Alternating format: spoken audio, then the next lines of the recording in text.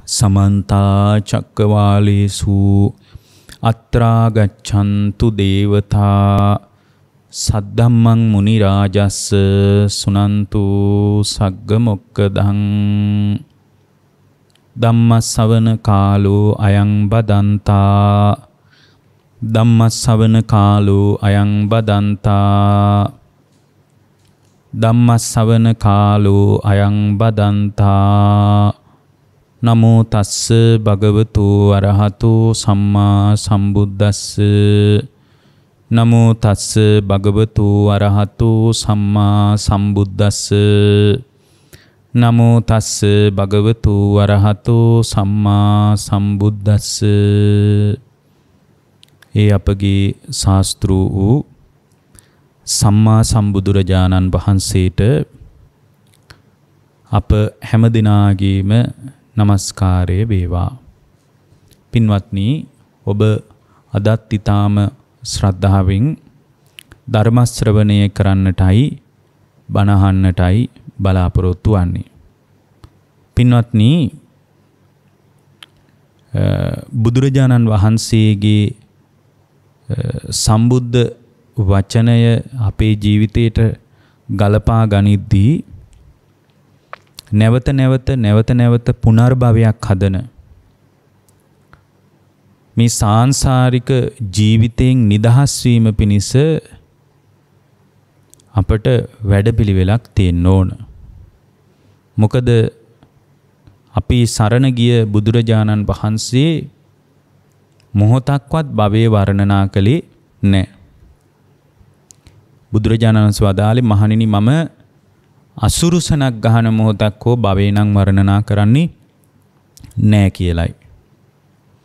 එතකොට අසුරුසනක් ගහන මොහොතක්වත් භවයේ වර්ණනා කරන්නේ නැහැ කියලා කිව්වේ මේ භවයේ තුල රැඳී සිටීම තුල කිසිම විදියක සැපයක් හොයන්න බැරි නිසා. නැවත ප්‍රතිසන්දිය සකස් වෙනකොට පින්වත්නි, සුද්ධාවාසයේ උපන්නත් සුද්ධාවාසයේ බඹලෝ උපන්නත් එතනත් දුක පවතිනවා. ඒ නිසා මේ භවගාමී සාංසාරික ජීවිතය තුළ නැවත භවයෙන් වැසී යන සාංසාරික ජාලය තුළ පින්වත්නි, සැපයි හොඳයි සනීපයි කියලා අල්ලන්න කිසි දෙයක් නැහැ. ඒ නිසා බුදුරජාණන් වහන්සේ කිසිම වෙලාවක මොහොතක්වත් භවය වර්ණනා කළේ නැහැ.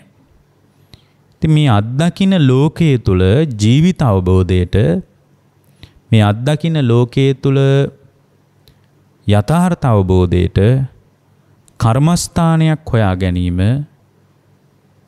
අපිට මේ අත්දකින්න ලෝකයෙන්ම හොයාගන්න පුළුවන්.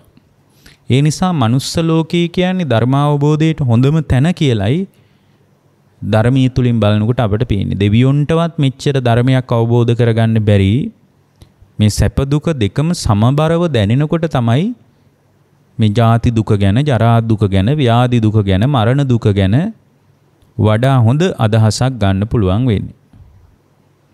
එතකොට ජරාවටපත් වීම කියන එක දෙවියන්ට ප්‍රකට නෑ වඩාත්. ඒක අපිටයි ප්‍රකට.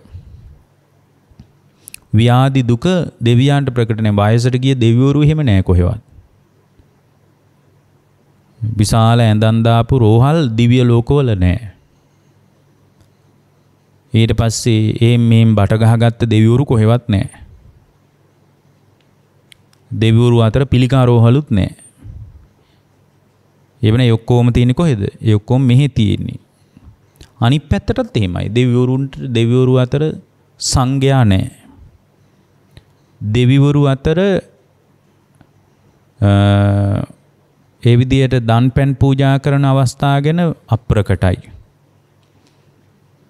ඒ නිසා මේ උභය අන්තයේම පවතින මනුස්ස ලෝකයේ තරම් චතුරාර්ය සත්‍ය අවබෝධයට තවත් භූමියක් තියෙනවා කියලා කවුරු හරි කියනවා නම්, මීට වඩා හොඳ එකක් තියෙනවා කියනවා නම්, එහෙම එකක් හොයන්න බෑ.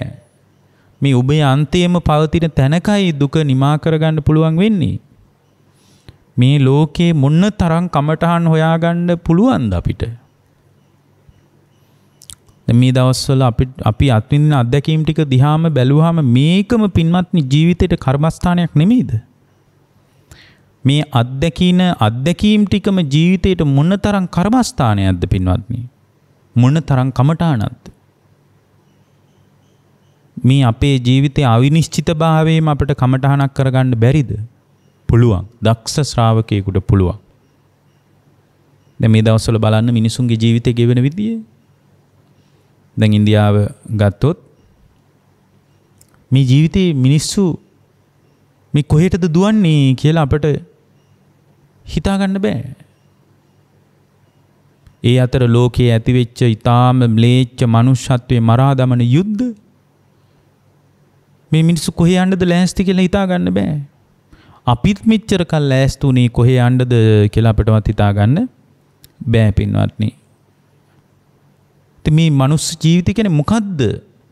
මේක මොනතරම් මහා දුක් සහිත අත්දැකීම් ගොඩක් එක්කද මේ ජීවිතේ ගසාගෙන යන්නේ කියන කාරණේ පිළිබඳ වඩා හොඳ අදහසක් ගන්න පුළුවන් තැනක් මේක. දැන් එකයි මම කිව්වේ දැන් ඔය ඉන්දියාවේ අපිට මතකයි දැන් ටික කාලයකට කලින් මේ කොරෝනා වසංගතය නිසාම සැතපුම් ගානක් මිනිස්සු නතර කරන්නේ නැතුව ගම්බින් බලාගෙන පයින් ඇවිදගෙන ගියා. ඔය ඉන්දියාව කාලයක් එකපාරම සංචරණ සීමා පැනෙව්වට පස්සේ රට ලොක්ඩවුන් කරාම මේ මිනිසුන්ට ය아가න්න විදියක් තිබෙන්නේ අහිංසක මිනිස්සු. ඒතකොට මේ මිනිස්සු මේ කෝච්චි පාරේ දවස් ගණන් ඇවිදගෙන ගියා. දවස් ගාණක් ඇවිදගෙන මේ මිනිස්සු ගියාම ඒ ඇවිදගෙන යන ජීවිතය තුළ ඒ කියන්නේ ඉන්දියාව විශාල රටක් සමහරලාවට මේ එක ප්‍රාන්තකින් තවත් ප්‍රාන්තයකට යන්න ඕන. එතකොට මේ කිලෝමීටර් 10ක් 15ක් නෙමෙයි. ඇවිදගෙන ගිහින් මහන්සියට මිනිස්සු එහෙම කෝච්චි පාරේ ටිකක් ඇලවුණා. අහම්බින් ආපු කෝච්චියකට මේ කණ්ඩායම යට වුණා. මම හිතන්නේ මේ කණ්ඩායමේ සැලකිය යුතු ප්‍රමාණයක් ඒ කෝච්චියට අහුණා. කෝච්චියට ඇහුවලා මැරුණා. දැන් මේකද අපි ප්‍රාර්ථනා කරපු ජීවිතේ. දැන් පහුගිය කාලේ මම දැක්කා මේවා කර්මස්ථානයක් කරගන්න පින්වත්නි. ඒතර මේක කර්මස්ථානය කරගෙන කොහොම හරි ආයෙ නම් මෙහෙට එන්නේ නැති විදිහටම නිවිල යන්න බලන්න. ඒකට අදාළ ධර්මය අපි ඕනෑ තරම් මේ ප්‍රඥානාලිකාවෙන් දේශනා කරලා තියෙනවා. දැන් අපිට මතකයි එක්තරා වෙලාවක දැන් ටික කාලයකට කලින් මේ ඔය සමාජ මාධ්‍යවල වේගෙන් පැතිරිලා ගියා වීඩියෝ එකක්. ඒක වෛරල් වීඩියෝ එකක් වුණා. ඒ වීඩියෝ පටය ගැන හොයලා බලනකොට තේරෙනවා එක අම්මා කෙනෙක්. ඒ අම්මට කන්න නැහැ. මම හිතන්නේ අවුරුදු 2ක විතර පොඩි ළමෙක්. ඒ ළමයාත් වඩාගෙන මේ සමහර වෙලාවට මේ බොහොම අහිංසක දුප්පත් ගම්වල මිනිස්සු තවත් තැන්වල එක ඔය කුලී වැඩවලට එහෙම නගරයට එනවා. ඒකට මේ නගරයට ආව දැන් මේ අම්මාගේ ගෙවල් තියෙන්නේ සෑහෙන දුරින් ගම තිබ්බේ. දැන් මේ වසංගතයත් එක්ක කන්න නෑ දැන්. කන්න නැති වෙනකොට ඉතින් කරගන්නම දෙයක් නැති නිසා අපේක්ෂා බංගත්වයට පත් වෙලා දැන් කරගන්න දෙයක් නැතිකමට බඩගින්න දරා ගන්න බැරුව එහෙම පාරට බැස්සා කොහොම හරි ගමට යනවා කියලා. මේ දවසකට වේලක් නිකන් රොටියක් පුච්චගෙන හරි කාලා ජීවිතේ ගැට ගහ ගන්නවා කියලා හිතාගෙනයි පාරට බැස්සේ. දැන් මේ විදියට පාරට බැහැලා මේ අම්මා Tamanගේ දරුවත් වඩාගෙන අවුරුදු 2ක විතර පොඩි පිරිමි ළමෙක්. ඒ ළමයාත් වඩාගෙන පින්වත්නි කොමාරි මේ එක කෝච්චියක් තිබ්බා. ඒ කෝච්චියට ගොඩ වුණා. කණ්ඩත් නැහැ. ඒ කෝච්චිය මොකක් හරි හේතුවකට වතුර තිබිලත් නැහැ. දැන් ඔබ දන්නවා ඉන්දියාවේ සමහර වෙලාවට මේ උෂ්ණත්වය සෙල්සියස් අංශක 45ට විතර වැඩි වෙනවා. සවන බිත්තරයක් තම්බන්න පුළුවන් ගානට උෂ්ණත්වය ඉහළ යනවා. එතකොට ඒ උෂ්ණත්වය ඉහළ ගියාට පස්සේ දැන් කෝච්චියේ තෙරපිලා මිනිස්සු. දැන් මේ අහිංසක අම්මා දැන් කිලෝමීටර් ගාණක් දුර ගෙවාගෙන ගමට යන්න ගෙදර යන්නයි කමන්නේ කැඳ ටිකක් බීලා හරි ජීවිතේ ගැට ගහ ගන්නවා මේ පින්වත්නි මේ මනුස්ස ජීවිතේ එහෙම එකක්. ඒ නිසා මේක ගැන කලකිරෙන්න පින්වත්නි. මේ අත්දකින්න දේවල් හොත්ත කර්මස්ථානයක් කරගන්න ජීවිතේට. ඊට පස්සේ මේ අම්මා බස් එකට මේ කෝච්චියට ගොඩ වුණා. වතුරක් නැහැ. කන්නත් නැහැ දැන් වේල් කීපයක්. අර අහිංසක පුංචි ළමයි කවුරුත් දෙකක විතර මොකුත් තේරෙන්නේ නැහැ. ඉතින් මේ තෙරපිල්ලට මේ අම්මට එකපාර කලන්තයක් ආවා. මැදිවියේ ඉන්න කාන්තාවක්. කලන්තය ඇති වුණා. ඒ කලන්තයක් ආවේ මේ වතුර ටිකක්වත් නැහැ දැන් බොන්න. කන්නත් නැහැ බොන්නත් නැහැ.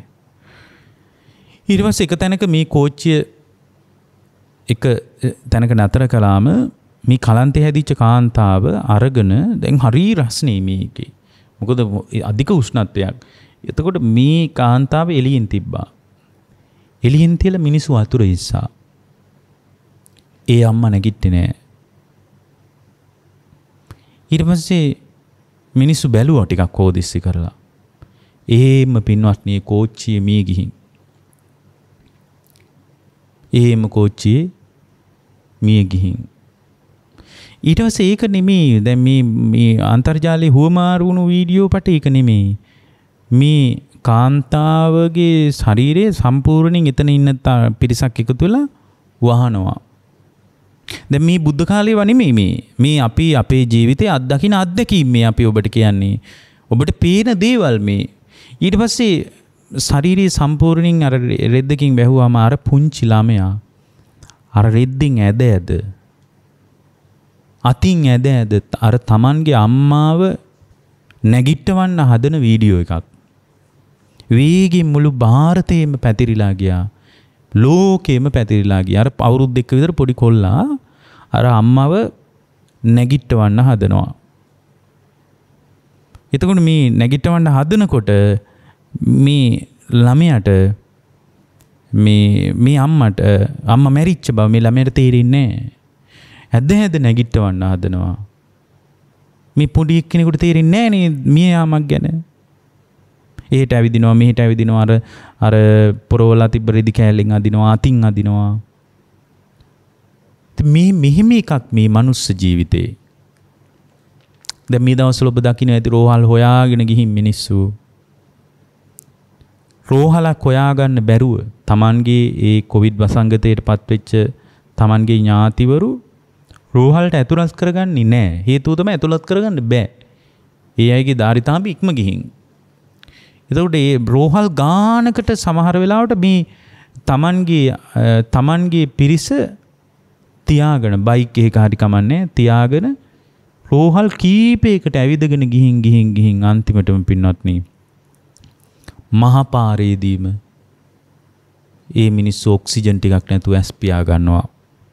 ඒතර මේ හැම අත්දැකීමක්ම මේ ඔබව තැති ගන්නවන්න කියන දේවල් නෙමෙයි. මේක තමයි සංසාරේ ස්වභාවය. ඒතර මේ ජීවිතයේ මරණයත් සමග හමාර වෙනවා. ඒතර මරණයත් සමග හමාර වුණාට පස්සේ ඔබේ ජීවිතයේ නැවත ඔබේ ජීවිතය මේ සාංශාරික ජාලයටම ගැට ගැහෙනවා. එතකොට සාංශාරික ජාලයට ගැට ගැහෙනකොට නැවතත් මේ දුක ඔබට අත්විඳින්න වෙනවා. එතකොට මේ උපන් සත්වයාගේ ජීවිතේ මරණයෙන් හමාර වෙනවා. මරණයෙන් හමාර වෙනකොට පින්වත්නි මරණයත් එක්කම ඔබට උරුම වන ජීවිතය ඒ ජීවිතය තුළ මොන විදිය අත්දැකීම් වලට ඔබට මුහුණ දෙන්න වෙයිද කියලා අපිට හරියටම හිතා ගන්න පුළුවන් කමක් නැහැ පින්වත්නි. හැබැයි නැවත නොපිහිටන විදියට ඔබේ විඥාණය සකස් කර ගැනීමට නැවත විඥාන ටිතියක් හැදෙන්නේ නැති විදියට පින්වත්නි ඔබේ හිත සකස් කරගන්න අద్භූත ශිල්පයක් අපිට හම්බුණා. ඒකට මම කියන අద్භූත ශිල්පයක් කියලා. එතකොට නැවත විඥානේ නොපිහිටන විදිහට විඥාණය පිහිටන්නේ නැති විදිහට මේ දුක සම්පූර්ණයෙන්ම අමාර කරලා දාන්න. මේ දුක සම්පූර්ණයෙන්ම දුකෙන් නිදහස් වීම පිණිස අద్භූත ශිල්පයක්. මේක කවුරුත් දන්නේ නැහැ. ඒක අපගේ භාග්‍යවතුන් වහන්සේ අපට පැහැදිලි කළා. ඉන්දිය අద్භූත ශිල්පේ පාවිච්චි කරලා ඒකට ඕනම ශ්‍රාවකයෙකුට උගත්කම, බුද්ධිමත්කම, රැකියාවේ ස්වභාවය, ආර්ථිකයේ ස්වභාවය මොකක්වත් අදාළ නැහැ. අප්‍රමාදී ශ්‍රාවකයෙකුට මේ ධර්මයට පවා කන් දෙන්න හිතෙන ශ්‍රාවකයෙකුට එයාට පුරාණ විදර්ශනා ඥානයේ සෙවණැල්ලක් පේන්නේ. මේ බණ ටිකක් හරි අහන්න දැන් සමහර අය අහනවනේ. දැන් ඔබ වහන්සේලා ඔය කියන ධර්මයේ ජීවිතයට ගලප ගන්න මේ පුද්ගලයා තුළ විදර්ශනා ඥානයක් තියෙන්න ඕන කියලා. නමුත් දැන් අපි තුළ විදර්ශනා ඥානයක් කොහොමද වැඩිලා තියෙන්නේ කියලා අපි කොහොමද දැනගන්නේ කියලා සමහර අය අහනවනේ. පින්වත්නි ඒකට අමුතුවෙන් මොකුත් හොයන්න ඕනේ නැහැ. මේ ධර්මයේ කෙරෙහි මේ ජීවිතයේ දුක ඉවර කර ගැනීම පිළිබඳ ධර්මයක් ශ්‍රවණය කිරීමට නැවත ශ්‍රවණය කිරීමට ඔබේ හිත තුළ ඇතිවෙන කැමැත්ත ඔබගේ හිත තුළ ඇතිවෙන උත්තේජනයම පින්වත්නි ඒ උත්තේජනයේ තුල පේන්නේ ඒක කාගෙන්වත් අහන්න ඕනේ නැහැ. ඒ කැමැත්ත තුල පේන්නේ ඔබට මේ සංසාර දුක හමාර කර ගැනීම පිළිබඳ විදර්ශනා ඥානයකට සෙවණැල්ලක් පවතිනවා කියලයි. සාංශාරික වශයෙන් ධර්මයේ අසා ඇති පුරුද්දයි මේ මතුවලා තියෙන්නේ. ඒ නිසා පුළුවන් තරම් මේ ජීවිතයේ තුලදීම නැවත විඥානේ නොපිහිටන විදිහට නිවිලා යන ශ්‍රාවකෙක් වෙන්න. එවැනි ශ්‍රාවක භාවයකට භාගතුන් වහන්සේගේ මේ ධර්මයේ පරිහරණය කරන්න. දැන් අපි අද ඔබට මේ දේශනාවෙන් වඩා උනන්දුවෙන් දේශනා කරන්නේ මේ කෙලෙස් ඇති නොවන ආකාරයට සම්පූර්ණයෙන්ම විඥානේ නිරුද්ධ කරගන්න ශ්‍රාවකයෙකුට ඒ නිරෝධය පිණිස තමන්ගේ ජීවිතය හසුරුවා ගනිද්දී එයාගේ ජීවිතයේ සකස් විය යුතු ආකාරය පිළිබඳවයි. අපි මේ විඥානීය සම්බන්ධවත් තමන්ගේ චිත්තසංතානයේ සම්බන්ධවත් ගොඩක් දේශනා කරලා තියෙනවා. මේ තුලිනුත් අපි යම් අදහසක් ගන්න උත්සාහ කරමු. දැන් අර එක හාමුදුරුව කෙනෙක් හිටියා. ඒ හාමුදුරන්ට ප්‍රශ්නයක් තිබ්බා. ඒ ස්වාමිනාංශට තිබ්බ ප්‍රශ්නේ තමයි මේ සතර මහා ධාතු අපරිශේෂවම නිරුද්ධ කරන්නේ කොහොමද කියලා. චත්තාරෝ මහා භූතා අපරිශේෂා නිරුජ්ජති. අපරිශේෂවම නිරුද්ධ කරන්නේ කොහොමද කියලා. ඒතර මේ හාමුදුරන්ට මේ ප්‍රශ්නේ කාගෙන්ද අහගන්න කියලා හරියට අදහසක් ආවේ නැහැ. හැබැයි මේ හාමුදුරුවෝ ටිකක් භාවනාත් කරපු කෙනෙක්. ඒතර මේ භාවනා කරපු මේ හාමුදුරුවෝ භාවනාවෙන්ම නැගිටලා ගිහින් අහලා තියෙනවා මේ පහළම ඉන්න දිව්‍ය තලයේ දෙවිවරුන්ගෙන් කොහමරි සමාපත්තියකට සමවැදිලා ගිහින් ඒ ධ්‍යාන සුවයෙන්ම ගිහින් අහලා තියෙනවා මේ සතර මහා ධාතු ඉතිරි නැතුව නිරුද්ධ වෙන්නේ කොහොමද කියලා. චත්තාරෝ මහා භූතා අපරිශේෂා නිරුජ්ජති. සතර මහා ධාතු ඉතිරි නැතිව අපරිශේෂව නිරුද්ධ වෙන්නේ කොහොමද කියලා මේ අහලා තියෙන්නේ. එතකොට මේ හාමුදුරුවෝ ඒ කියන්නේ මේ හාමුදුරුවන්ට අවංක උවමනාවක් තිබිලා තියෙනවා නැවත උපතක් කරා යන්නේ නැති විදිහට සම්පූර්ණයෙන්ම නිවිලා යන්න. නැවත විඥානට්ටිතියකට යන්නේ නැතුව සම්පූර්ණයෙන් නිරුද්ධ වෙන්න උවමනාව තිබිලා තියෙනවා. මොකද මේ දුක ගැන දැනගත්ත ශ්‍රාවකෙක්. මේ දුක පිළිබඳ යම් හැඟීමක් තියෙන ශ්‍රාවකෙක්. ඒතර දෙවිවරු මූණෙන් මූණ බලාගෙන කියලා තියෙනවා අනේ හාමුදුරනේ අපි නම් ඕක දන්නේ නැහැ. හැබැයි ඔබ වහන්සේ කෝකටත් ගිහින් ওই කතාව මේ ওই කතාව සක්‍ර දේවේන්ද්‍රයන්ගෙන් අහන්න කියලා තියෙනවා. ඊට පස්සේ මේ හාමුදුරෝ ආයෙත් සක්‍ර දේවේන්ද්‍රයා ළඟට ගිහින් අහලා තිනවා පින්වත් දේවේන්ද්‍රය මට ප්‍රශ්නයක් තියෙනවා මොකද්ද? චත්තාරෝ මහා භූතා අපරිශේෂා නිරුජ්ජති. සතර මහා ධාතු ඉතිරි නැතිව නිරුද්ධ වෙන්නේ කොහෙද කියලා. ඒ වෙලාවේ අර හාමුදුරුවන්ට සක්‍ර දේවේන්ද්‍රයා කියලා තියෙනවා ස්වාමීන් වහන්සේ මාත් නම් ඔහොම එකක් දන්නේ මම ওই වගේ එකක් නම් අහලා නැහැ. ඔබ වහන්සේ පුළුවන් නම් මට උඩින් ඉන්නවා මේ යාමේ කියන දිව්‍ය ලෝකේ සුයාම දිව්‍ය පුත්‍රයාගෙන් පොඩ්ඩක් අහලා බලන්න. ඊට පස්සේ මේ විදියට පිළිවෙලින් එතනටත් ගියාම එයාත් කියනවා මේ මම නම් දන්නේ පොඩ්ඩක් තුසිතේ ගිහින් සන්තුසිතකින් අහලා බලන්න ඕක කියලා. ওই විදියට අහගෙන ගිහින් මේ හාමුදුරුවන්ට අන්තිම දිව්‍ය තලයේ වෙච්ච. ඒ කියන්නේ ඉහළම තියෙන දිව්‍ය තලයට ගිහින් අහනවා. එහෙ ඉන්නේ මේ පහළ දිව්‍ය තලයෙන් කියලා තියෙනවා හාමුදුරුවෝ අපි නම් ඔහොම එකක් දන්නේ පොඩ්ඩක් ගිහින් අහන්න පරිනිම්මිත වසවර්ති නෝ වසවර්ති දිව්‍ය පුත්‍රයා කියලා කෙනෙක්. පොඩ්ඩක් ගිහින් ওই කතාව අහලා බලන්න යානම් දන්නව ඇති මොකද යා අපිටත් වඩා සිවුම් කායිකයි කියලා තියෙනවා. එතකොට අර හාමුදුරුවෝ ගිහින් එතනට ගිහින් අහලා තිනවා වසවර්ති දිව්‍ය පුත්‍රයාගෙන් දේවේන්ද්‍රය මේ සතර මහා ධාතු අපරිශේෂව නිරුද්ධ වෙන්නේ කොහොමද කියලා අහලා තිනවා. ඒතර අර මේ වසවර්ති දිව්‍ය පුත්‍රයා කියලා තිනවා හාමුදුරුවනේ අපිත් නම් ඔහොම එකක් දන්නේ ඔබ වහන්සේ පොඩ්ඩක් ගිහින් මේ මෙතනින් නම් දිව්‍ය තල වලින් නම් ඔබ වහන්සේට ප්‍රයෝජනයක් වෙන්නේ නැහැ. ඔක දන්නවනේ ඉතින් මම දැනගන්න ඕන මාත් දන්නේ නැහැ ඔහොම එකක්. ඔබ වහන්සේ ගිහින් පොකටත් මහා බ්‍රහ්මයාගෙන් අහන්න කියනවා. මහා බ්‍රහ්මයා විශාල බ්‍රහ්ම පිරිසක් පිරිවරාගෙනලු හිටියේ. ඉතින් මේ හාමුදුරුවෝ තවත් හොඳට සමාධිය හදාගෙන එහෙම උන්වහන්සේ ඉතින් හොඳට භාවනා කරපු කෙනෙක් නැත්තම් එහෙම දෙවිවරුත් එක්ක ගනුදෙනු කරන්න බෑනේ. එහෙම ගිහින් බඹලොවට ගිහින් මහා බ්‍රහ්මයාගෙන් ওই කතාව ඇහුවලු. මේක තියෙන්නේ කේවට්ට සූත්‍රයේ. මහා බ්‍රහ්මයාගෙන් ඇහුවලු පින්වත් මහා බ්‍රහ්මයේ මම මේ ආවේ මට තියෙනවා ප්‍රශ්නයක්. එතකොට මහා බ්‍රහ්මයා කිව්වලු ආන්දුරනේ අහන්න මමනේ මේ ලෝකෙ මැව්වේ මම තමයි ලෝකේ කර්තෘවරයා.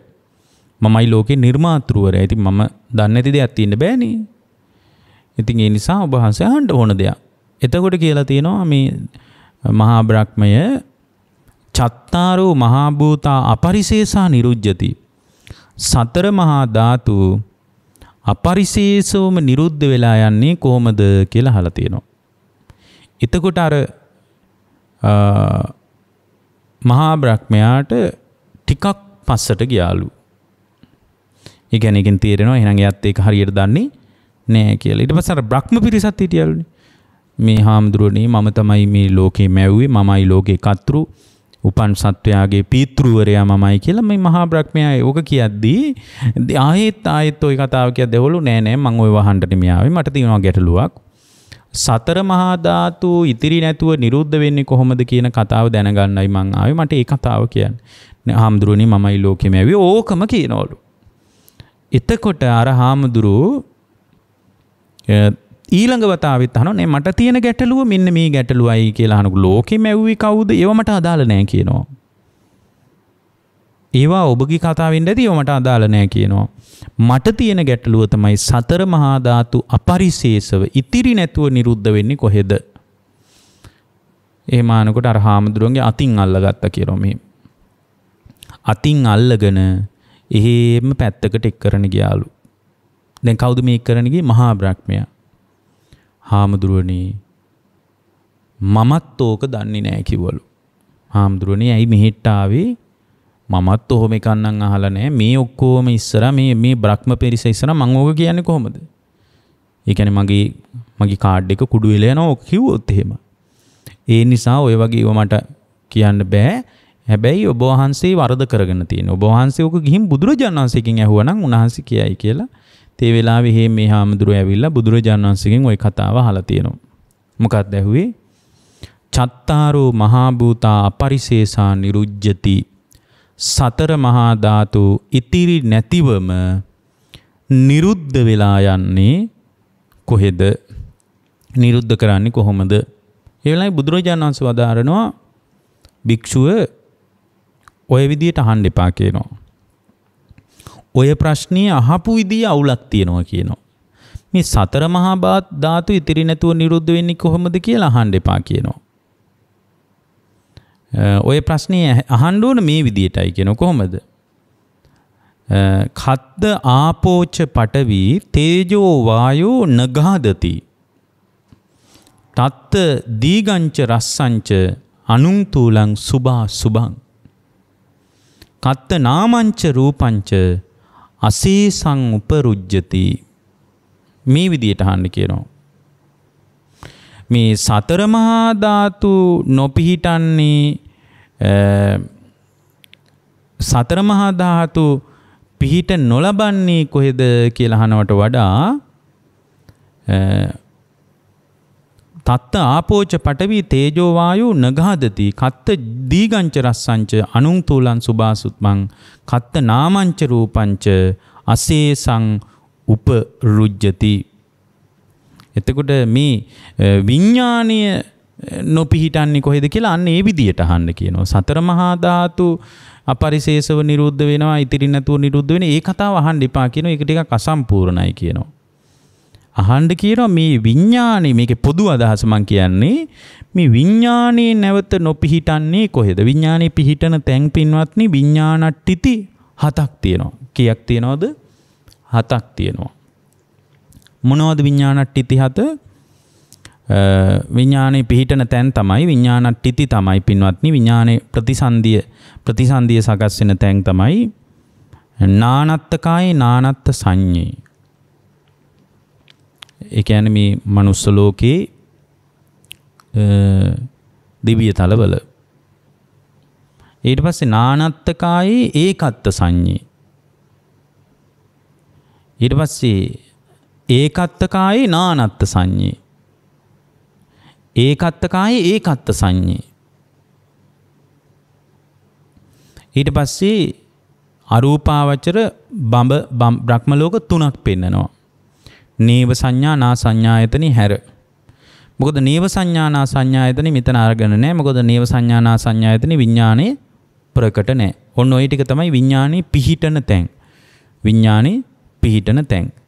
එතකොට මේ ධර්මයේ තුල විඥානේ නොපිහිටන ශ්‍රාවකෙක් වෙනවා නම් විඥානේ නොපිහිටීම පිණිස පින්වත්නි ඒ පුද්ගලයා තුල ඇති කරගන්න ඕන ස්වභාවය පිළිබඳ අපි ධර්මයේ තුලින් විමසලා බලන එක වැදගත්. එතකොට මේ ධර්මයේ තුලින් දැන් අපිට මෙතන වැදගත්ම කාරණේ තමයි කෙලෙස් නැවත නැවත බුද්ධ ශ්‍රාවකයේ ජීවිතේ කෙලෙස් ඇති නොවන ආකාරයට සම්පූර්ණයෙන් විඥානයේ නිරෝධය ඇති වෙලා නැවත විඥානට්ටිතියකට නොයා විඥානට්ටිතියකට යන්නේ නැතුව සම්පූර්ණයෙන්ම මේ කෙලෙස් මලකඩ කෙලෙස් දුක කෙලෙස් වලින් ඇවිලිච්ච ජීවිතයේ නිදහස් වෙන විදිහයි අපිට දැන් මෙතන ඊටාම වැදගත් කාරණේ වෙන්නේ. මොකද මේ චුතිය සහ ප්‍රතිසන්දිය අතර දෝලණය වෙන එක අපිට ලෝකයේ 아무තු දෙයක් නෙමෙයි. හැමදාමත් අපි චුතියයි ප්‍රතිසන්දියයි අතර දෝලණය වෙවි තමයි මේ සංසාර ගමන යාවේ. ඔකට ලස්සන දේශනාවක් තියෙනවා අග්ගප්පසාද සූත්‍රය කියලා. අග්ගප්පසාද සූත්‍රයේදී භාග්‍යවතුන් වහන්සේ වදාරනවා චත්තාරෝ මේ බික්කවේ අග්ගප්පසාදෝ කතමා චත්තාරෝ. පින්වත් මහණෙනි මේ අග්‍ර පැහැදීම් 4ක් තියෙනවා කියනවා. මෙන්න මේ අග්‍ර පැහැදීම් 4 තුල යම් ශ්‍රාවකයෙක් පිහිටියොත් ඒ පිහිටන ශ්‍රාවකයාගේ ජීවිතය තුල අග්‍ර විපාකයක් ලැබෙනවා. අග්‍ර විපාකයක් ලැබෙනවා. ඒ අග්‍ර විපාකය තමයි විඥානේ නොපිහිටීම. විඥානේ පිහිටන්නේ මේ අග්‍ර කාරණා 4 පිළිබඳ යම් ශ්‍රාවකයෙක් තුල අග්‍ර පැහැදීමක් හදාගත්තොත් ඒ පැහැදීම හදාගත්ත ශ්‍රාවකයාගේ විඥාණය අපපතිට්ඨිතයි පිහිටන්නේ. තවත් තැනක විඥානේ පිහිටන්නේ විඥානේ නිරුද්ධ වී යනවා. අපපතිට්ඨිතයි. ඒ විඥානේ අනිදස්සනයි. ඒ විඥාණයට නැවත පැලවෙන්න නැවත විඥාණය සකස් වෙන්න ආහාරයක් සැපෙන්නේ නැහැ. මොකද මේ විඥානීය ප්‍රතිසන්දියක් ලැබුවොත් ඒ ප්‍රතිසන්දියක් ලබන විඥානීය තුල ඊට අනුව පින්වත්නි නාම රූප සකස් වෙනවා. එතකොට මේ නාම රූප යම් තැනක ඇති වුණොත් නාම රූප ඇති වෙච්ච තැනක ආයතන 6ක් වැඩෙනවා.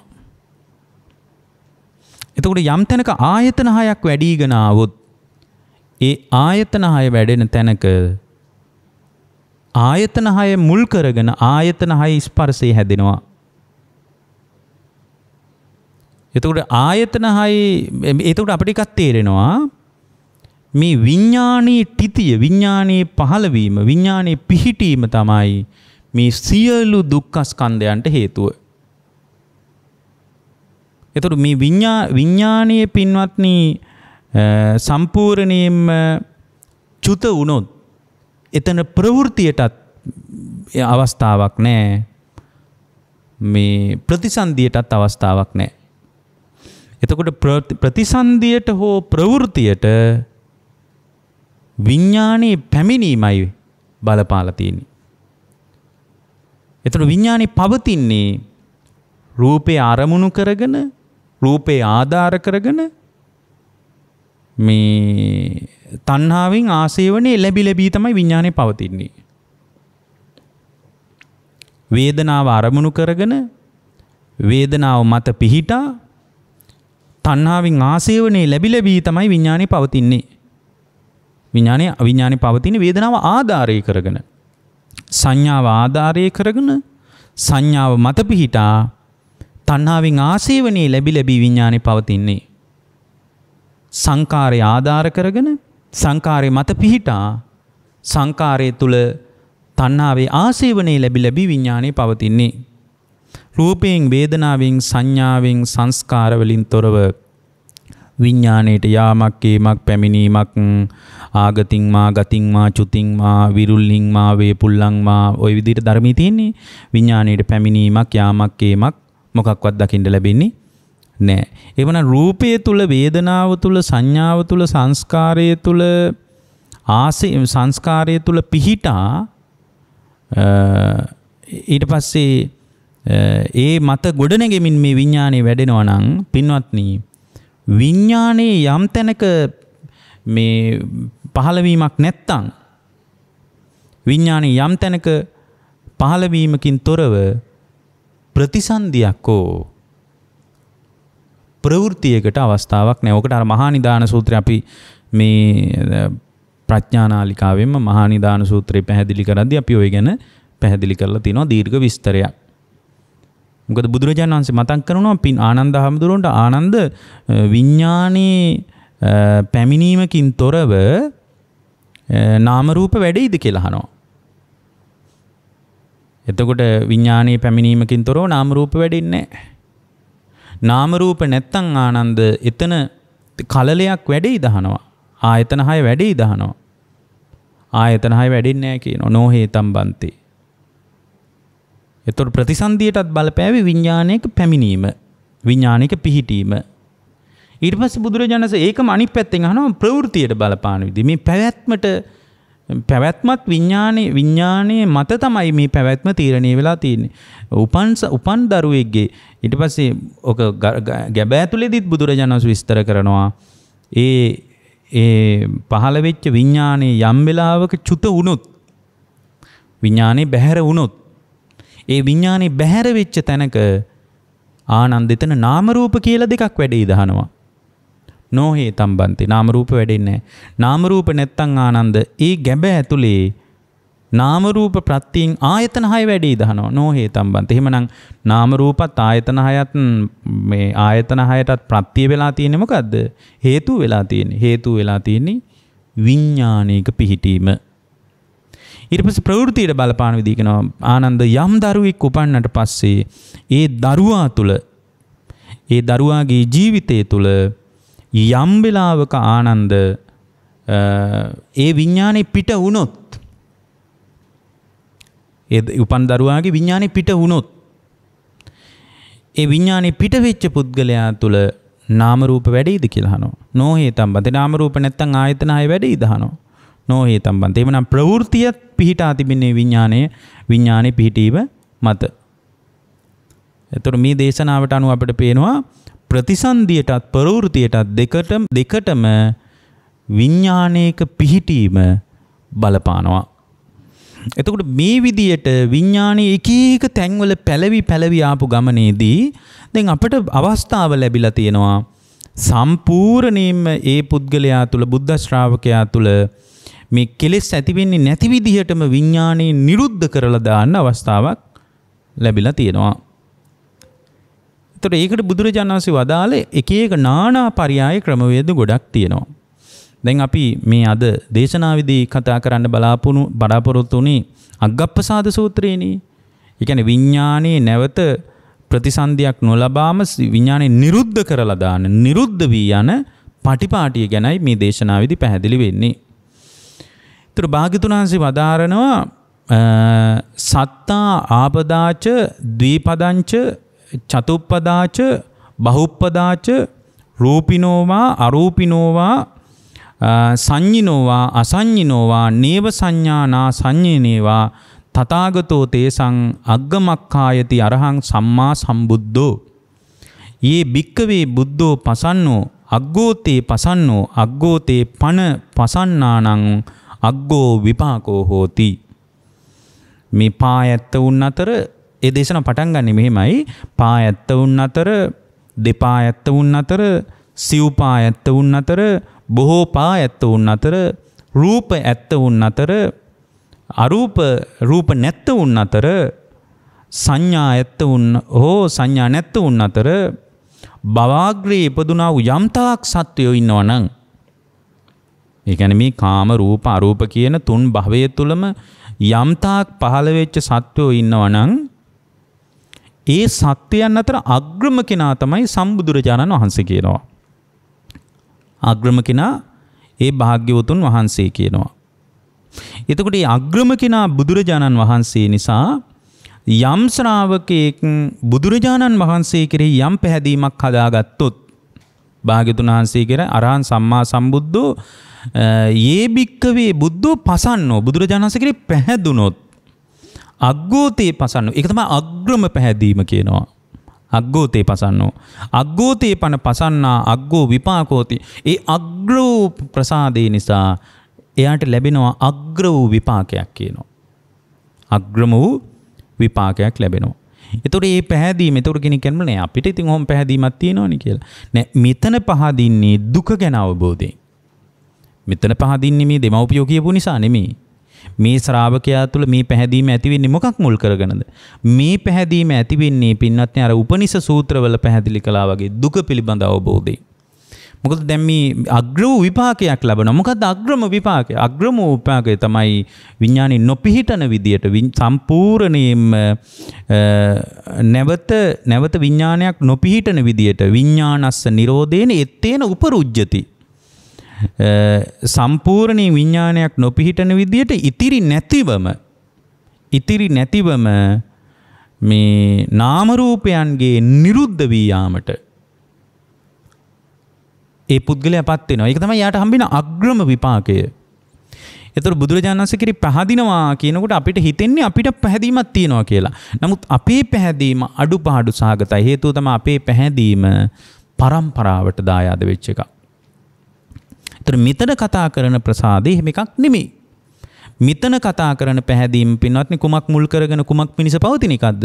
මෙතන පැහැදීම පවතින්නේ පින්වත්නි මේ දුක කියන ස්වභාවය ගැන. මෙබඳු දුකක් ලෝකේ පවතිනව නේද? විඥානේ කොහේ පිහිටියත් ඒ විඥානේ පිහිටපු ඕනම තැනක දුක තියනව නේද? මේ කාම රූප අරූප කියන තුන් භවයේ කොතනක විඥානේ පිහිටියත් දුක මතයි පිහිටන්නේ. එතකොට මේ තුන් භවයේ තුලම දුක පවතින නිසා මේ දුකෙන් නිදහස් වෙන්න පුළුවන් නම් හොඳයි නේද? මේ දුකෙන් නිදහස් වෙන ප්‍රතිපදාවක් බුදුරජාණන් වහන්සේ දේශනා කළා නේද? ඒකම ප්‍රතිපදාව ආර්ය අෂ්ටාංගික මාර්ගය නේද කියලා අග්‍ර වූ ප්‍රසාදයක් මේ චතුරාර්ය සත්‍ය මුල් කරගෙන දුක දැකීම මුල් කරගෙන දුක්ඛූප නිසා සද්දා කිව්වේ ඕකට දුක මුල් කරගෙන දුක දැකගත් එක මුල් කරගෙන අග්‍ර වූ ප්‍රසාදයක් ඇති වෙනවා. හේතුව තමයි පා ඇත්ත වුන් අතර පා නැත්ත වුන් අතර දෙපා ඇත්ත වුන් අතර සිව්පා ඇත්ත වුන් අතර බොහෝ පා ඇත්ත වුන් අතර ඊට පස්සේ කියනවා මේ දැන් ඒ කාලේ තිබ්බනේ මේ විඥානේ සම්පූර්ණයෙන්ම විඥානේ නිරුද්ධ කරන ක්‍රමයක් දන්නේ නැහැ. ඒ නිසා ඒගොල්ලෝ වඩා හොඳ තැන යෝජනා කරගත්ත. කොහෙද? මේ අරූපාවචර බඹලෝ යන්න තීරණය කළා. ඒකයි මෙතන කියන්නේ සංඤ්ඤනේවා අසංඤ්ඤනේවා නේව සංඥා නා සංඤ්ඤනෝවා. ඊට පස්සේ කියනවා මේ භාග්‍යවතුන් වහන්සේ වදාරනවා සංඥා ඇත්ත වුන් හෝ සංඥා නැත්ත වුන් හෝ රූප ඇත්ත වුණෝ රූප නැත්ත වුණෝ මේ භවාග්‍රේ කුමන තැනක ගියත් ඒ හැමෝම අතර ශ්‍රේෂ්ඨම කෙනා භාග්‍යවතුන් වහන්සේ. ඇයි ඒ? උන්වහන්සේ තමයි විඥානයේ නැවත නොපිහිටන විදිහට විඥානයේ අනිදස්සනේ පිනිස ඒ උන්වහන්සේ කෙරෙහි අග්‍ර ප්‍රසාදයක් හදාගත්තොත් ඒ පැහැදීම තමයි ඒ ශ්‍රද්ධාව තමයි පින්වත්නි තමන් තුළ ප්‍රමුදිත බවක් හදලා දෙන්නේ. ඒ ප්‍රමුදිත බව නිසා තමයි පින්වත්නි එයා තුළ සැපයක් ප්‍රීතියක් හටගන්නේ. ඒ තුළ යාට ඒ භාග්‍යවතුන් වහන්සේ පෙන්වා දුන්න මාර්ගය තුළ යථාභූත ඥානයක් උපදිනවා. මේ ලෝකයේ විඥානයේ නැවත නැවත පිහිටන්නේ පංචස්කන්ධයේ දුක මත පිහිටා ඉන්න නිසායි. රූපේ පිළිබඳ වේදනාව සංඥාව සංකාර විඥාන කියන පංචස්කන්ධ දුක මත යම් පුද්ගලයෙක් පිහිටා ඉන්නකොට ඒ පිහිටා ඉන්න එයාගේ ජීවිතය තුළ උපාදානයේ සකස් වෙවි නැවතත් විඥානේ පිහිටන තැනකට යනවා. එතකොට මගේ තියෙන අවිද්‍යාව නිසා මම මේ පංචස්කන්ධ ලෝකයේ කෙරෙහි බැඳීමක් හදාගත්තා. ඒ බැඳීමක් හදාගත්ත නිසා මගේ විඥානයේ එක එක තැන්වල පිහිටියා. ඒකට හේතුව තමයි මේ පංචස්කන්ධයේ උපාදානය වෙන එක. එතකොට උපාදානයේ නැත්තම් මේ විඥානේ නැවත පිහිටන්නේ නැහැ. විඥානේ නිරුද්ධ වෙලා යනවා. හරියට පහනක් නිවුණා වගේ ගිය තැනක් හොයාගන්න බැරි විදියටම නිරුද්ධ වෙලා යනවා කියලා ඒ ශ්‍රාවකයා තුළ දැනීමක් නුවණක් පහළ වෙනවා. ඒ නුවණ පහළ වීම නිසා පින්වත්නි ඒ නුවණ පහළ කරගත්ත ශ්‍රාවකයාගේ ජීවිතය තුළ ඒ නුවණ පහළ කර ගැනීම මුල් කරගෙන පින්වත්නි එයාට සම්පූර්ණයෙන්ම එයාගේ ජීවිතය තුළ කලකිරීමක් යථාභූත ඥානයේ දර්ශනීය මුල් කරගෙන එයාගේ ජීවිතේ කලකිරීමක් හට ගන්නවා. පංචස්කන්ධ ලෝකයේ පිළිබඳ කලකිරීමක් හට ගන්නවා. මොකද මේ පංචස්කන්ධයේ උපාදානයේ වෙවි ආපු භවගාමී ගමනක් තියෙන්නේ. ඒ උපාදානයේ වෙන්න ඒකේ අග්‍රම ඵලයේ තමයි ඉහළම ප්‍රතිලාභය තමයි විඥානයේ තවත් තැනක විඥානට්ඨිතියක් ඇති වෙන එක. විඥානේ පිහිටන එක. එතකොට කලකිරීමක් ඇති වෙනවා. කලකිරීම නිසායි පින්වත්නි පංචස්කන්ධය කෙරෙහි නොයල්මක් හටගන්නේ. එතනින් විමුක්තිය කරා යනවා. ඒ විමුක්තියටපත් වුනාම විඥානේ නිරුද්ධයි. විඥානේ නිරුද්ධ වෙලා යනවා. එතකොට ඒකයි බුදුරජාණන් වහන්සේ මෙතන මතක් කරන්නේ මේ අග්‍ර වූ ප්‍රසාදයක් බුදුරජාණන් වහන්සේ හදාගත්තොත් අග්ගෝතේ පසන්නෝ අග්ගෝතේ පන පසන්නානං අග්ගෝ විපාකෝති අග්‍ර විපාකයක් ලැබෙන. මොකක්ද අග්‍රම විපාකයේ? විඥානස නිරෝධේන එත්තේන උපරුජ්ජති. එතකොට විඥානේ නිරුද්ධ වෙලා යනකොට සම්පූර්ණයෙන් සියලු දුක්ඛ ස්කන්ධයන් නිරුද්ධ වෙලා යනවා. භාග්‍යවතුන් වහන්සේ වදාළා පින්වත්නි යාවතා භික්කවේ ධම්ම සංකතා අරියෝ අට්ටංගිකෝ මග්ගෝ තේසං අග්ගමක්ඛායති යේ භික්කවේ අරියෝ අට්ටංගිකෝ මග්ගෝ පසන්නා අග්ගෝතේ පසන්නා අග්ගෝතේ පන පසන්නානං අග්ගෝතේ විපාකෝ හෝති. බුදුරජාණන් වහන්සේ ඊළඟට වදාලා පින්වත් මහණෙනි මේ සංකත ධර්මයන් යම් තාක් තියනවාද? සංකත කිවි සකස් වෙච්ච දේවල්. මේ ලෝකේ සකස් වෙච්ච දේවල් තියෙනවා. මේ ලෝකේ සකස් වෙච්ච දේවල් යම් තාක් තියනවාද? බුදුරජාණන් වහන්සේ මතක් කරනවා යාවතා භික්කවේ ධම්මා සංකතා. සංකත දේවල් අතර අරියෝ අට්ටංගිකෝ මග්ගෝ තේසං අග්ගමක්ඛායති. සකස් වෙච්ච දේවල් අතර අග්‍රම දේ තමයි ශ්‍රේෂ්ඨම දේ තමයි ආර්ය අෂ්ටාංගික මාර්ගය කියනවා. මොකද ආර්ය අෂ්ටාංගික මාර්ගයත් සංකත දෙයක් කියනවා. සකස් වෙච්ච දෙයක්. එතකොට ආර්ය අෂ්ටාංගික මාර්ගය යම් ශ්‍රාවකයෙක් තුළ අරියෝ අට්ටංගිකෝ මග්ගෝ පසන්නා. ආර්ය අෂ්ටාංගික මාර්ගයට යම් කෙනෙක් පැහැදුනොත් අග්ගෝතේ පසන්නා. ඒක තමයි අග්‍රම ප්‍රසාදය කියනවා. අග්ගෝකෝ පන පසන්නානං අග්ගෝ විපාකෝ හෝති. ඒ අග්‍ර ප්‍රසාදය නිසා අග්‍ර විපාකයක් ලැබෙනවා. මොකද්ද? ඒ අග්‍රම විපාකය තමයි ඒ ප්‍රසාදයේ තුල ඒ ශ්‍රාවකයාට විඥානේ නැවත විඥානට්ඨිතියක් කරා නොයන විදියටම දුක ඉවර කරගන්න පාරට වැටුණා කියන එකයි. එහෙමනම් නැවත විඥානය නැවත පැල නොවන විදියට ජීවිතේ සකස් වෙනවා නම් ඒ සකස් වීමට මොකද්ද උදව්ව? ඒ පාර තමයි ආර්ය අෂ්ටාංගික මාර්ගය. ඇත්තටම ආර්ය අෂ්ටාංගික මාර්ගයත් අපි කතා කරන පිළිවෙලට වඩා වෙනස් විදියටයි මේක දකින්න ඕන. ආර්ය අෂ්ටාංගික මාර්ගයේ සම්මා සතිය, සම්මා සමාධිය, සම්මා වායාමයේ කියන මේ තුන්වැදෑරුම් වූ අනුග්‍රහය පළවෙනියෙන් ඇති කරගත්තට පස්සේ ඒක මුල් කරගෙන සම්මා දිට්ඨිය උපදිනවා. එතකොට සම්මා සතිය ඇති කරගත්තට පස්සේ යා තුළ සම්මා සමාධියක් උපදිනවා. දැන් මේ තමයි සම්පූර්ණයෙන් විඥානට්ඨිතියකට නොයා විඥානස්ස නිරෝධේන විඥානේ නිරුද්ධ කරලා සම්පූර්ණයෙන්ම අපරිශේෂවම ශේෂයක් නැතුව ඉතිරි නැතුවම නිරුද්ධ කරලා දාන විදිය. එතකොට සම්මා සතිය හදාගෙන සම්මා සතිය තුළින් සම්මා සමාධිය උපදව ගන්නවා.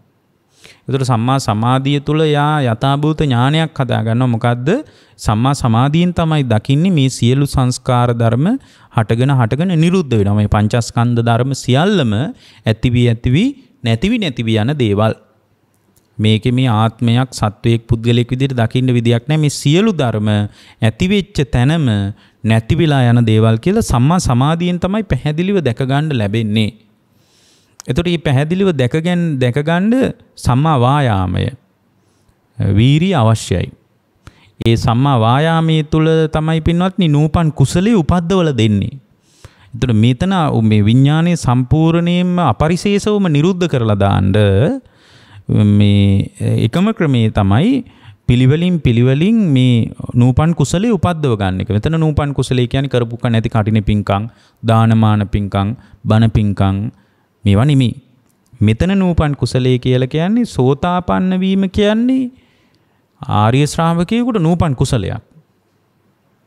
එතකොට සෝතාපන්න වෙච්ච කෙනාත් සම්පූර්ණයෙන්ම විඥානේ පිහිටීමෙන් නිදහස් වෙලා නැහැ.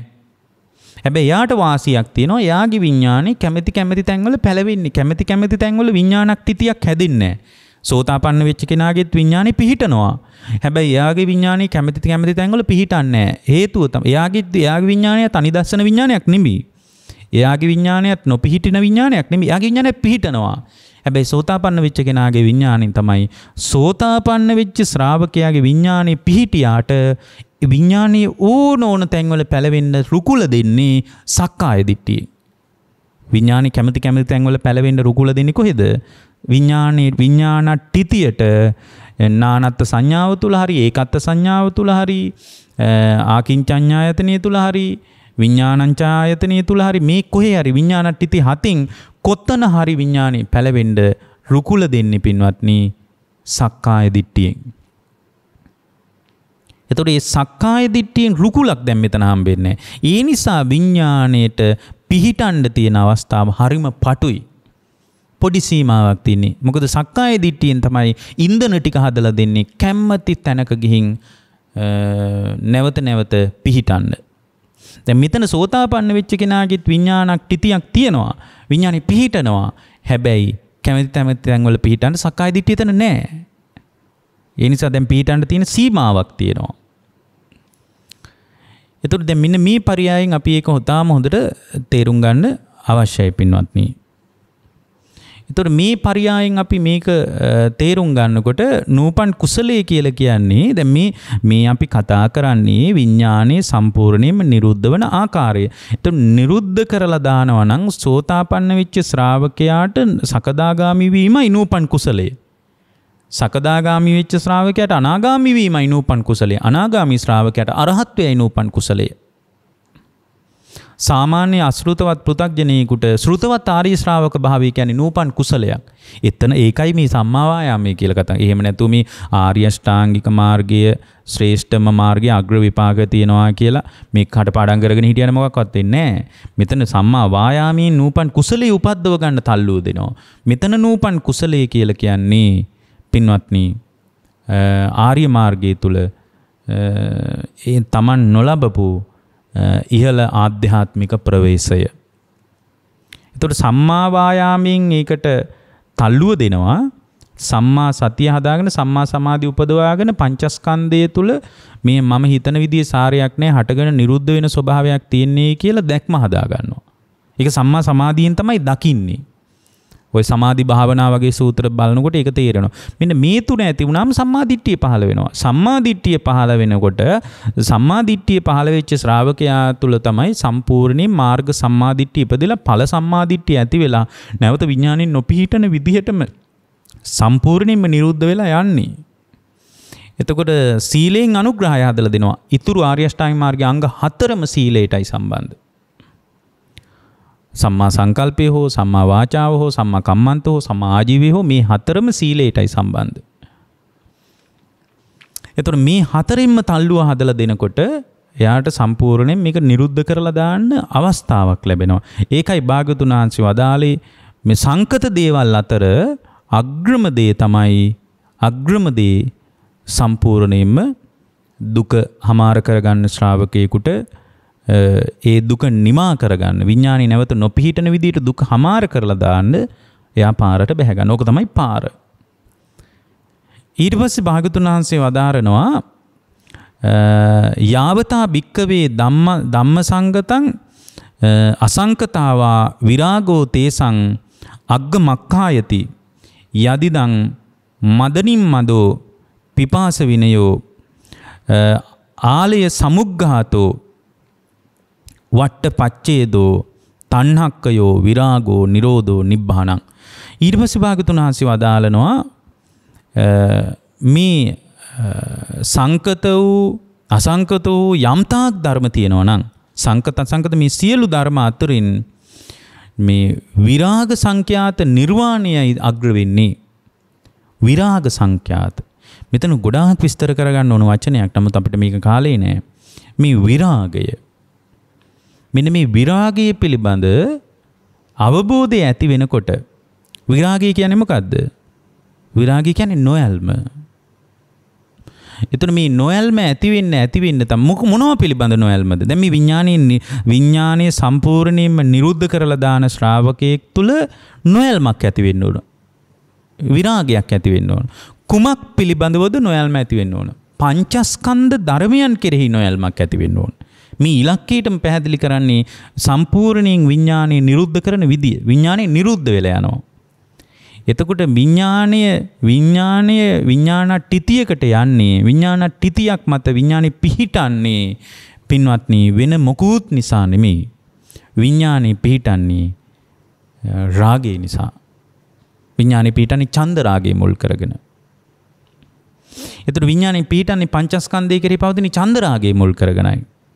එතකොට විඥානයේ එහෙම පිහිටනවා නම් පින්වත්නි ඒ විඥානයේ පිහිටන එක සම්පූර්ණයෙන්ම නිරුද්ධ කරලා දාන්න තියෙන්නේ විරාගය තුනෙන්. විරාගා විමුක්ඛති කියලා කියන්නේ විරාගය නිසා විමුක්තියටපත් වෙනවා.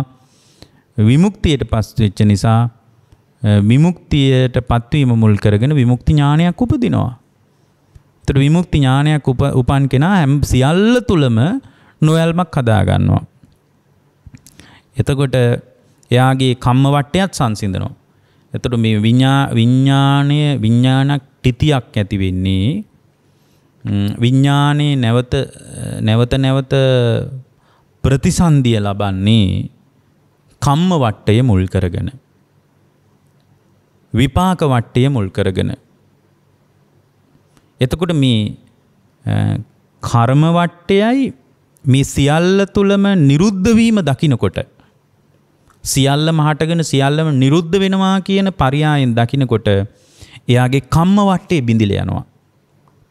එයාගේ විපාක වට්ටය මරණයත් එක්ක බිඳිලා. එතනම සියල්ල තුල නිරෝධයේ මේ ජීවිතයේ දැක්කත් පින්වත්නි අතීතයේ පුනර්භවයක් හදලා දුන කර්මයක් පවතිනවනේ.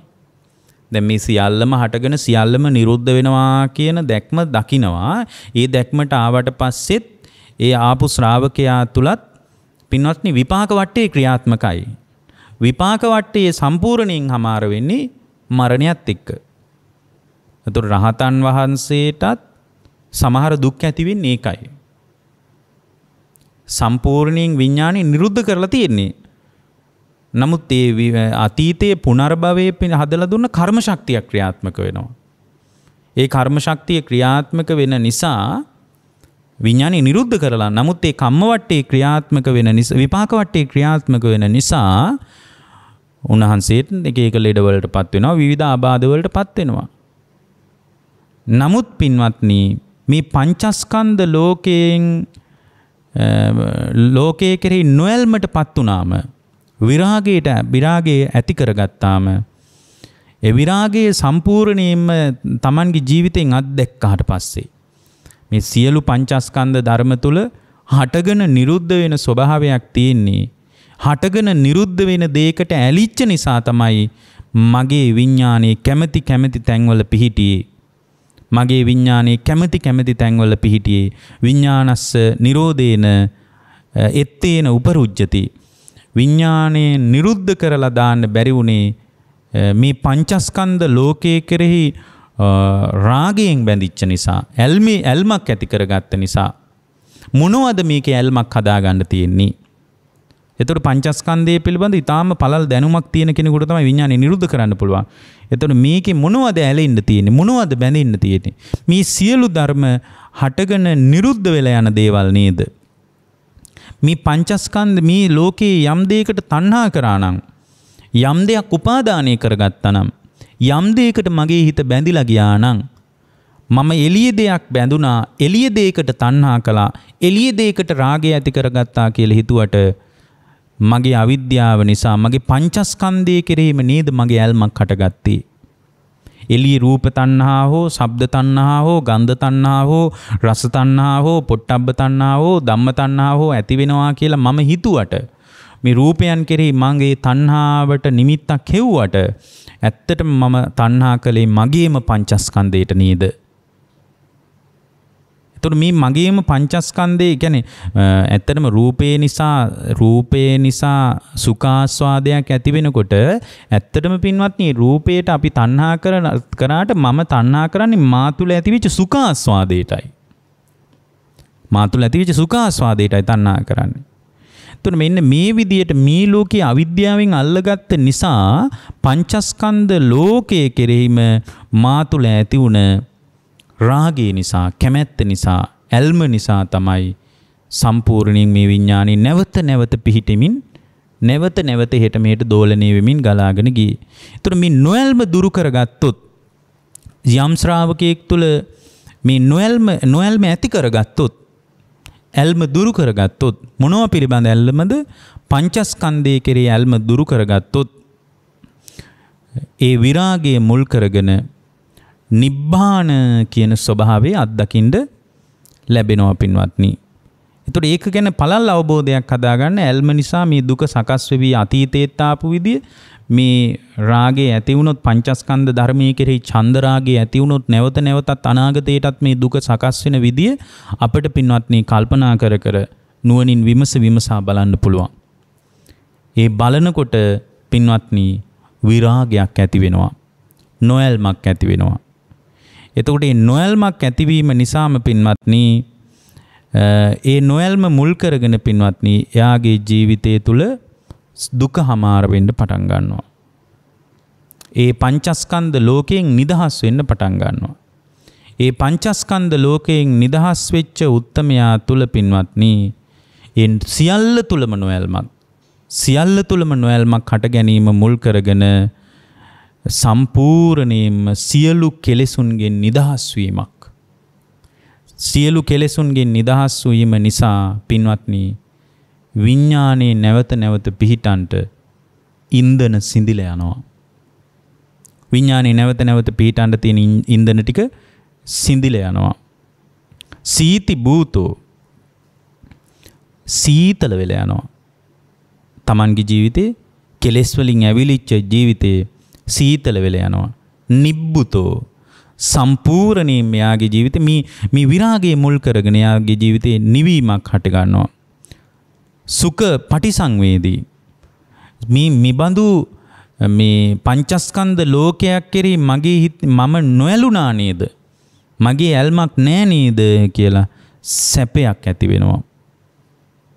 එතකොට අන්න ඒ තත්වයටපත් වුණාට පස්සේ, ඒ කියන්නේ පංචස්කන්ධය කෙරෙහි නොඇල්මක් හටගත්තාට පස්සේ නොඇල්ම නිසා මිදීමක් හට ගන්නවා හිතේ. මිදීම නිසා මිදීමේ ඥානයක් එයාගේ හිතේ උපදිනවා. එතකොට දැන් මෙතන පින්වත්නි නොඇල්ම නිසා පංචස්කන්ධ ලෝකයක් උපාදානය වෙන්නේ නැහැ. දැක්කාම දැක්කා විතරයි. ඇහුවාම ඇහුවා විතරයි.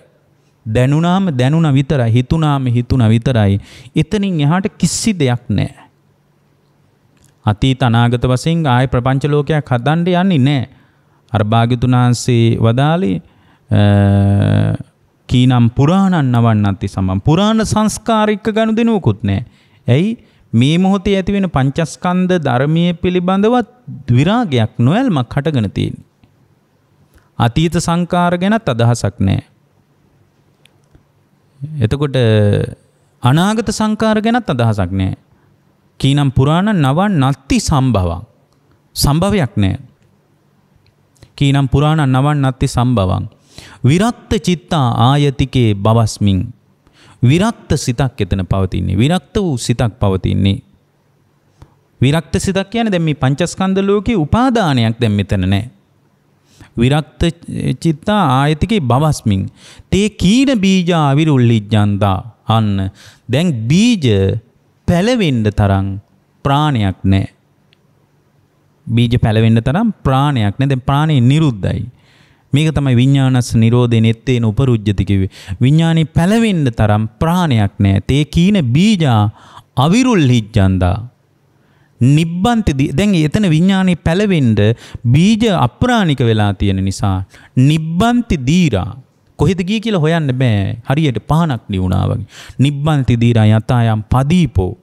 පහනක් නිවුණා වගේ මරණයත් සමගම පහනක් නිවුණාම දැල්ල කොහෙද ගියේ කියලා හොයන්න බෑනේ. පහනක් නිවුණා වගේ සම්පූර්ණයෙන්ම ඒ විඥාණය අනිදස්සනයි. අනිදස්සන විඥානං අපපතිට්ඨිත විඥානං. ඒ විඥානේ පිහිටන්නේ නෑ. සම්පූර්ණයෙන්ම නිවිල යනවා. සීත භූතෝ පරිනිබ්බුතෝ සම්පූර්ණයෙන්ම නිවිල යනවා. එතකොට මේ නිවිල යෑම පිණිස අපි මේ ධර්මයේ පරිහරණය කරන්න ඕන පින්වත්නි. එතකොට නිවිල යන ශ්‍රාවකයෙකුට මේ පංචස්කන්ධ ලෝකයේ පිළිබඳවම පින්වත්නි නොයල්ම හදා ගැනීම තුලයි දුක හමාර කරන්න තියෙන්නේ. එතකොට පංචස්කන්ධයේ පිළිබඳ නොයල්ම ඇති වුණාට පස්සේ එයාට මේ සියලු දේවල් පිළිබඳ කලකිරීමක් ඇති වෙන්නේ. ඒ කලකිරීම නිසා ඒ විඥානයේ කිසිම තැනක නොපිහිටන විදියට එයාගේ හිත සකස් වෙනවා. ඒතර විඥානේ පිහිටන්න ඉන්ධන ටික ලැබෙන්නේ නැති වුණාට පස්සේ විඥානේ නිරුද්ධ වෙලා යනවා. සම්පූර්ණයෙන් මේ විඥානේ නිරුද්ධයි. මීට වඩා ටිකක් ගැඹුරින් කතා කරගන්න ඕනේ මේක ගැන. නමුත් අපි ඉදිරියේදී තව දේශනාවකදී මේ විඥානේ නිරුද්ධ කරලා දාන පර්යායන කීපයක් ගැන කතා කරගන්න පුළුවන්. නමුත් මතක තියාගන්න මේ පංචස්කන්ධ ලෝකයෙන් නිදහස් වීම තුලයි විඥානේ නිරුද්ධ කරන්න තියෙන්නේ. ඒතර පංචස්කන්ධ ලෝකයෙන් නිරුද්ධ වීම පංචස්කන්ධ ලෝකයෙන් ලෝකයේ තුල සම්පූර්ණයෙන් විරාගය ඇති කර ගැනීම නොයල්ම ඒ විරාගය ඇතිවෙන්න යථාභූත ඥානයක් අවශ්‍යයි. මේ කතාව දැනගන්න ඕන. දැනගන්න තමයි ඇත්තම කතාව තේරෙන්නේ. මොකද ඇත්තම කතාව තමයි පංචස්කන්ධ ධර්ම ඇති වෙලා නැති වෙලා යනවා. මේවා මං උපාදානය කරගත්ත නිසා විඥානයේ නැවත විඥානක් තිතියක් ඇති වුණා කියලා දැනගන්නවා. එතකොට ඒක දැනගත්තට පස්සේ ඒ පුද්ගලයා තුල පංචස්කන්ධ ලෝකයේ පිළිබඳ විරාගයක් උපදිනවා. විරාගා විමුක්ති. විරාගය නිසා පංචස්කන්ධ ලෝකයෙන් මිදීමක් ඇති වෙනවා. මිදීම නිසා මිදීමේ ඥානයක් උපදිනවා. එතකොට මේ මිදීමේ ඥානයක් උපන්නට පස්සේ යාගේ දුක සම්පූර්ණයෙන්ම හමාර වෙලා යනවා. ඉතින් මේ යම්තාක් සරල දේශනාවක් ඔබ හැම දිනාගේම ජීවිතේට මේ උතුම් දේශනාව ධර්ම අවබෝධයේ ජීවිත අවබෝධයේ පිණිස උපකාර වේවා කියලා අපි අදිෂ්ඨාන කරනවා. ඔබ හැම දිනාටම තෙරුවන් සරණයි.